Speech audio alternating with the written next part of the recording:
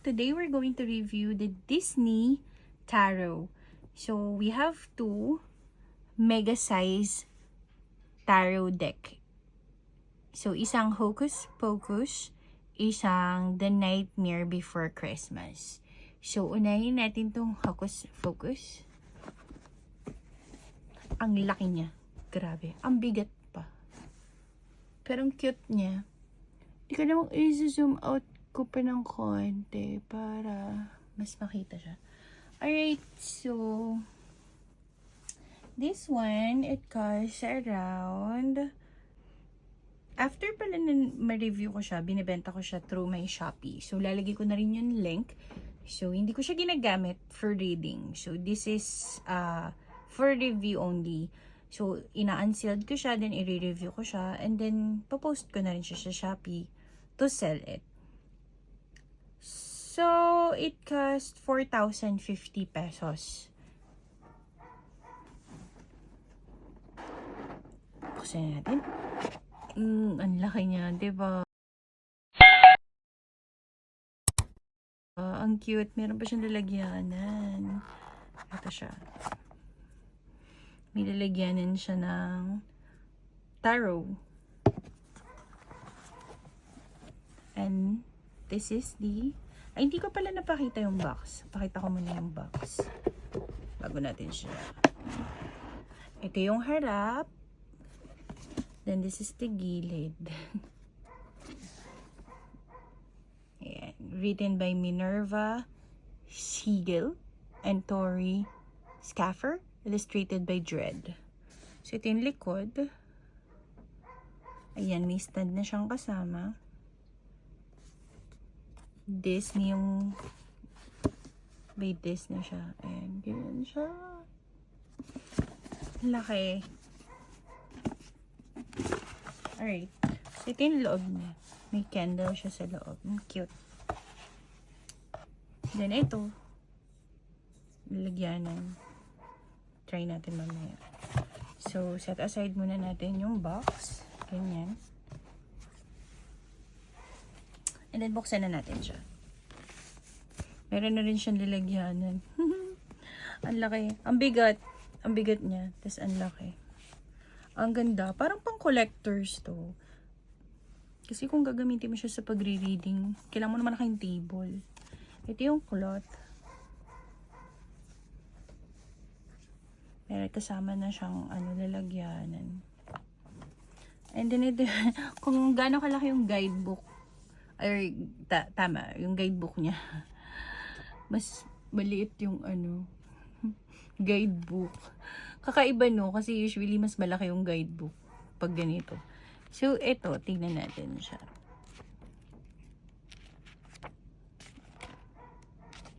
Colored siya. Meron siyang meaning ng upright and reverse.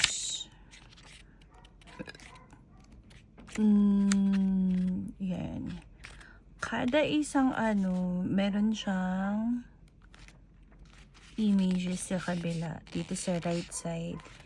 And then sa left.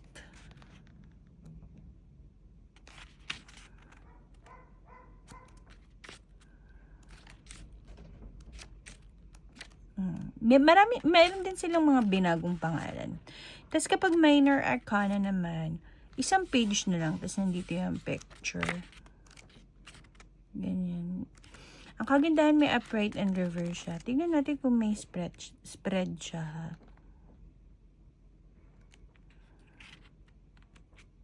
Meron siyang spread, pero konti lang. Guide ng spread. Ayan, o.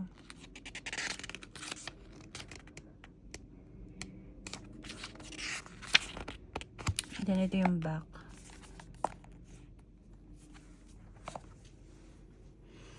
Okay. So, flip through na tayo. Pero before tayo flip through, check muna natin yung back. Yung quality, okay naman siya. Hindi siya malambot. Hindi rin siya ganun katigas. Ayan, ganyan siya. Okay lang. Yung back niya, yan. Ang ganda ng back. So, pag ni-reverse mo, parang hindi rin naman halata. Halata, yung purple kasi nandito pag naka-reverse. Pero kapag nandito yung black nandito. Kapag hindi siya reverse. Ayan. So, medyo halata siya. And then, pag nilagay mo siya dyan, ganyan. Oh, diba? Nakaganyan siya. Laki kasi. Ayan, nakaganyan siya. Oh, pwede mo siya ilagay na ganyan. Nakaganyan siya. Ganda, diba? Cute. So, sa back siya lightning. Kind of like.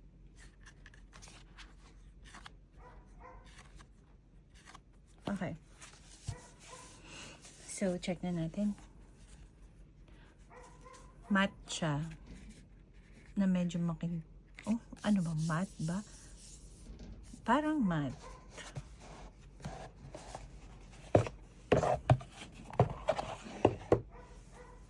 Hindi siya matte.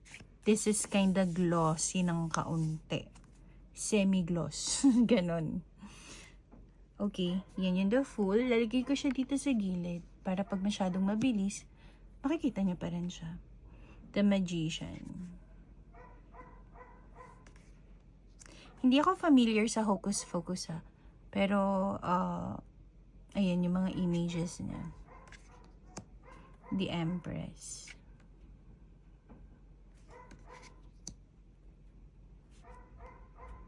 The Emperor.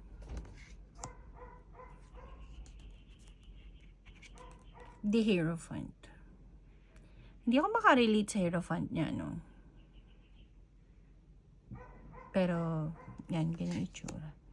Even sa The Lovers,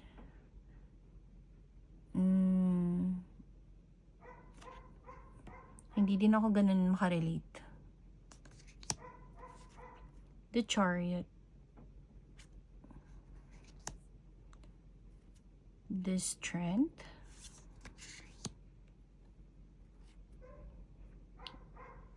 The Hermit. Wheel of Fortune. The Justice.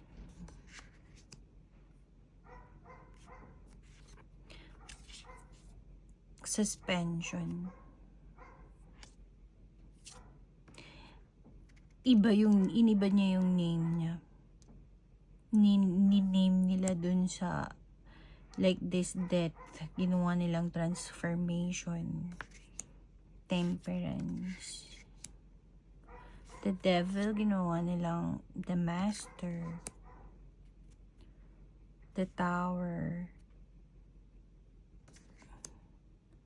The Star. The Moon.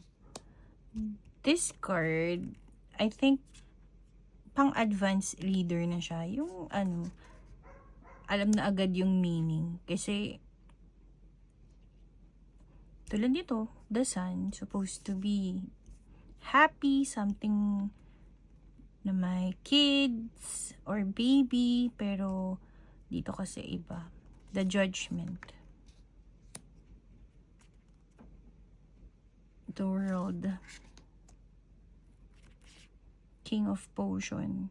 Yung cups niya is potion. Queen of Potions.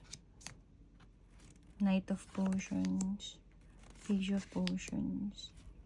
Ace of Potions. Two of Potions. Three of Potions. Four of Potions.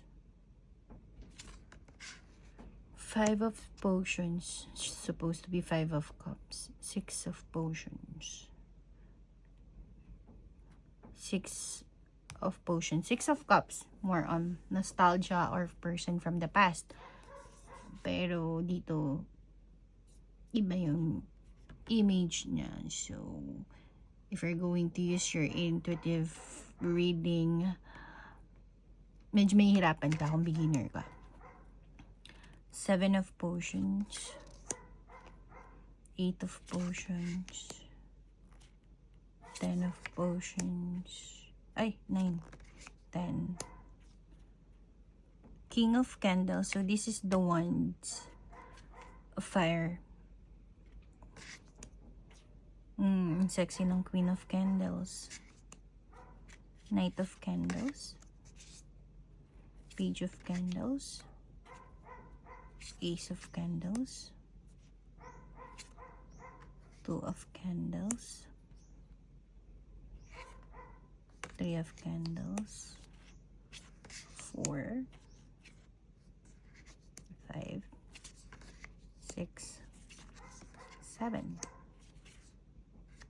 8. 9. 10.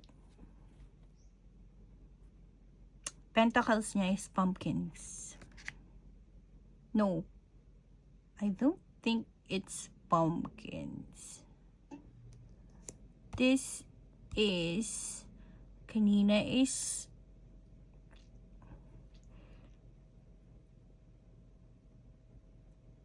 yeah, bilog eh, pumpkin to. Naguluhan. Queen of pumpkins. Knight of pumpkins. Page of pumpkins. Ace of pumpkins. 2 of pumpkins. 3 of pumpkins. 4 of pumpkins. 6 of pumpkins. 7 of pumpkins. 8 of pumpkins. 9. 10 of pumpkins. King of lightning. So this is lightning. Wands. No, sword.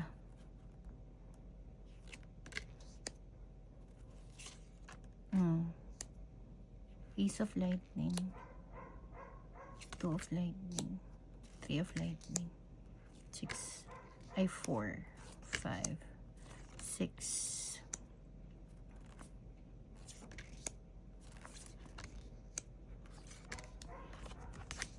Tingnan natin sa guide. Kung yung lightning yung sword.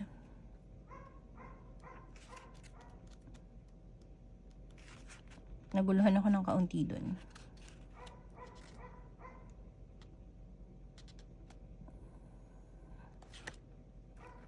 Pumpkin is, yeah, candles is fire. Lightning is a sword.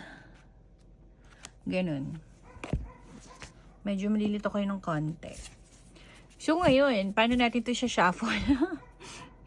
Sabi nga nung anak ko, nakita to ng anak ko, sabi niya, it looks like a libro, a book. Mukha siyang book. So kung isa-shuffle mo siya, pag ganito siya. Mahirap yata mag-Celtic reading kapag ganito kalaki, no? Past, present, future lang. 3 spread lang. Pero depende. Kailangan malaking table mo. Or maybe, if you're a collector, pwede to. Mega size talaga siya. Pero okay naman siya ibalasa. O, nag-i-slide siya agad. Mega size siya. So cute din naman. Diba? Pag nag-reading ka, unlaki. O, isa pa.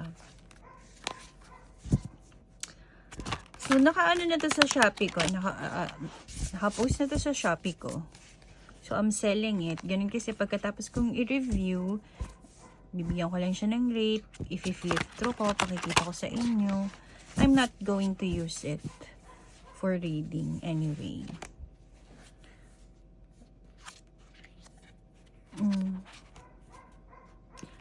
Okay naman. All in all, sobrang laki lang talaga niya. Pero for me, hindi siya for beginners. So, siguro i-rate ko siya ng 7 out of 10. Kasi may mga ganito pa siya. Ang ganda. May lagayan pa siya. So, ganun. Tapos yung quality niya, quality naman talaga din. Ayan.